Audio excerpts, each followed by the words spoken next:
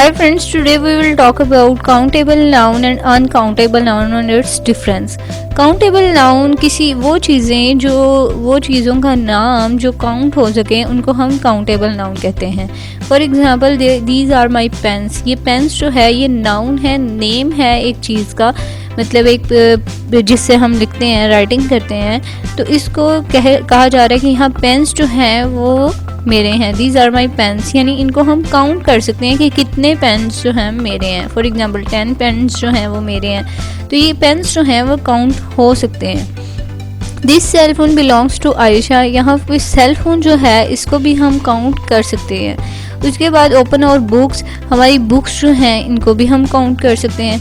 तो जो काउंटेबल चीज़ें जो होती हैं उनके जो नेम होते हैं उनको हम काउंटेबल नाउन कहते हैं. अब अनकाउंटेबल की अगर बात की जाए तो वो चीज़ें जिनको हम काउंट नहीं कर सकते उनके नेम को हम अनकाउंटेबल नाउन कहते हैं.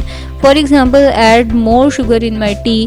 अब शुगर जो है इसको हम काउंट तो नहीं कर सकते, इसमें बहुत ज़्यादा जो है शुगर जो है होती है, तो हम उसको काउंट करना इम्पॉसिबल होता है. I like milk.